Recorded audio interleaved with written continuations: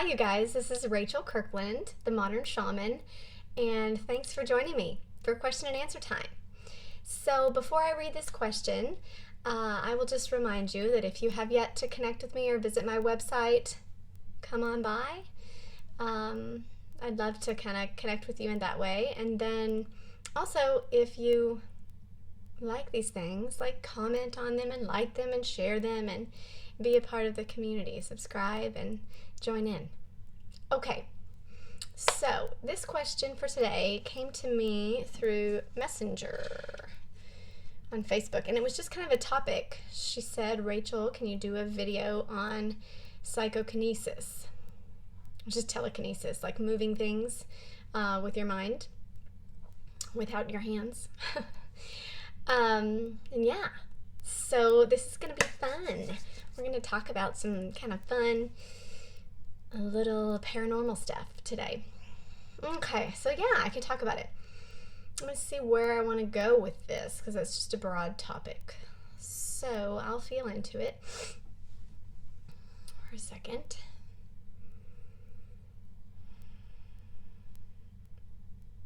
Okay. So I don't know in terms of like my mental mind a ton about it. I can tell you my experience with things moving. And there's all sorts of different ways that this is done, okay? There are those that just teach telekinesis. I believe those words are interchangeable. Psychokinesis or telekinesis. Maybe psycho just means moving it through the psychic senses, and tele is mind, moving things with your mind. But essentially, we've all seen, like levitating tables, when people are focused on it, or moving pen caps, things like that. Bending a spoon, changing material, matter, using your mind or using energy. Now, basically, everything is energy, right? And okay, I'm going to take it I'm going to separate it into little sections. Okay, so in some way, this is just a lot like energy healing or energy work. Okay, Reiki or psychic surgery or doing things on etheric levels. Okay, because when you get to a higher, extremely high vibrational space, material matter is not bound as it is here in the 3D. So just your high level vibration, meaning a lot of monks have gotten there, Tibetan rainbow body masters, or people that levitate when they're meditating, things like this. These are from higher vibrational levels within the body, and then they kind of emanate out to seem to do miraculous or change form of things, okay? Because we're just not used to that frequency in a 3D form, and a lot of times it stretches things, it bends and bows, it does different things to our physics. Our physics kind of goes haywire. It's more in a quantum reality. Definitely not linear. It just shakes things up. I think we'll eventually get there with our higher science and physics and things like this. I think somewhat our military does some of this stuff without necessarily sharing those things, but I think some of our science is getting there. All that being said. And then there is also just people that maintain an extremely polarized electromagnetic energy, right? If you haven't seen my video on chakras, right, our bodies are electric, okay? We pump a heart just like a battery. Our hump. I was going to say our hump pumps. Our heart pumps like an electrical battery, okay? And it's kind of creating these electromagnetic pulses, which are felt and seen as the aura, can be measured in frequency.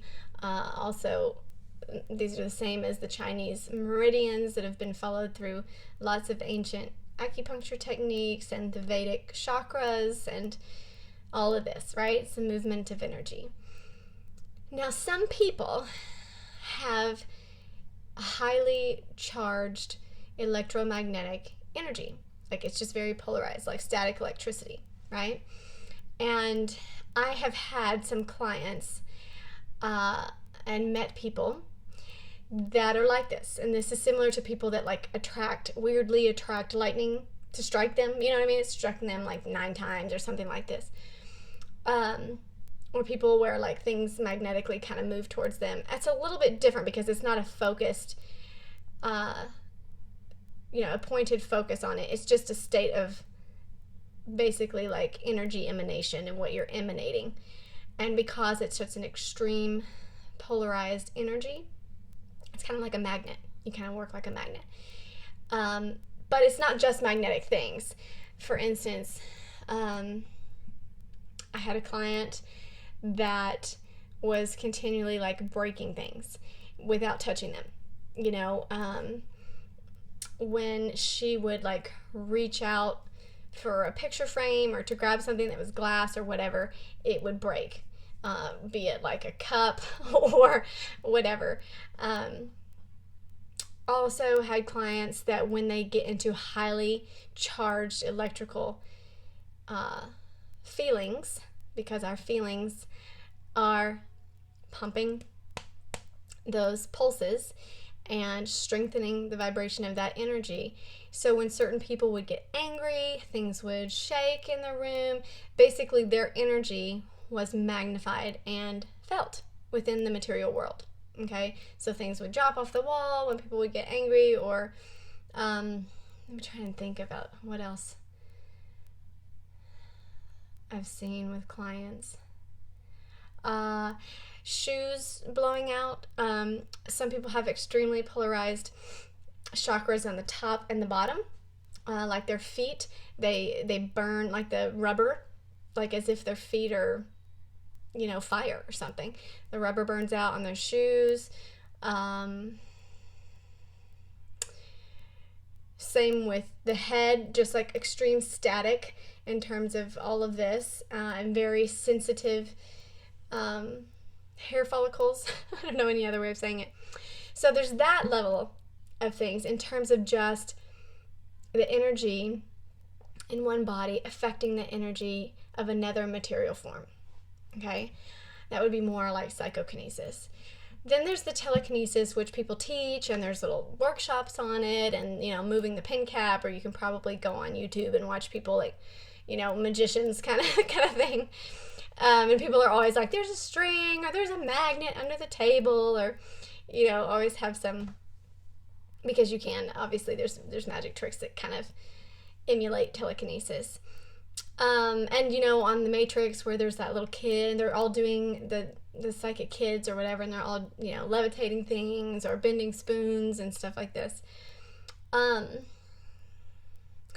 And I do believe, just like all of our psychic senses, it's a muscle you can develop if that's something you really desire. I've never done it. I just don't have the desire, to be honest with you, because it's a muscle. You'd have to sit and practice it, just like any form of kind of mental practice. But the thing with the psychic senses that always trips people up is there's an amount of non-focus that has to balance in the focus. Okay? When we think of like telekinesis, at least for me, I always kind of imagine someone with like extreme focus, like, you know what I mean? Like that crazy laser-like focus. But in my experience, there's actually more power and connection in the weird balance of like focus and non-focus, in the space of like of a balanced focus non-focus point. It's kind of like when you're trying to manifest something and you get all like, I'm going to do the vision board and I'm going to sit for 60 seconds and hold one, thought that's positive, and all these techniques that they have to manifest. And, you're doing it, you're very focused. And then maybe nothing happens. It's like, dang it, I worked really hard and that didn't happen.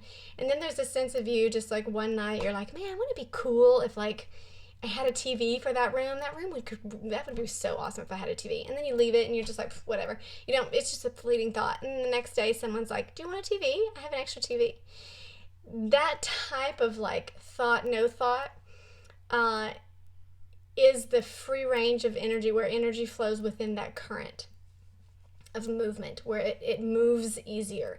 So with telekinesis, it's a similar thing of like being able to really focus and yet be effortless with the focus. Trying to think of a better way of saying that. You know, on the Matrix, here I go with my Matrix analogies. But, you know, when the little kid says, like, you don't focus on the spoon, you just, I can't remember, dang it, I'm going to get the quote wrong. It's something like, you don't think about the spoon, like, the trick is to know there is no spoon, or something like that. There's a sense of, like, of not actually focusing on the thing, but almost like the shape around the thing or the negative space created by the thing. So, and that's just a technique, you know. It's similar to channeling. I think when I channel things, there's a focus where I'm very focused and can tell you kind of details about that personified entity and kind of what they're showing me, and very specific. But there's also an effortlessness to let it flow through you, to let the energy course, and that's another form. So I feel like, I guess there's 3 different channels that I'm describing here. Kind of the ones of just like extremely high vibrational maintenance, you know, where you're just living like at a space. And this is what I think of, like Jesus or these gurus, or those that are able to move material form really easily. It's that they're maintaining such a higher vibrational state in the body, like a light body. They're able to manipulate form, they're able to move in and out of dimensions and bend time and all of the stuff, because they're at such higher vibrational spaces and frequencies, and it's been assimilated into the body and into material form. So any time it interacts with material form, it kind of has the option to put in that higher frequency or to let it stay where it is. And so there's that. Then there's the channel of actually just in terms of kind of your electromagnetic field, your aura, and the strength of that. And then there's also this kind of learning like techniques to it. And I know some people that have actually taken classes on it and can move pin caps. I don't know that or like dice, you know, they've done studies on it of like trying to make the dice land on certain numbers, or those random number generators, and having people think of certain numbers and try to, and you know, they've proven it's possible. It's just that, again, that form of like thought, no thought space in your mind. It's just something, if you're interested in, you know, you practice it. So that was a fun topic, just kind of topical, but I hope that was fun for you guys. Have a blessed day.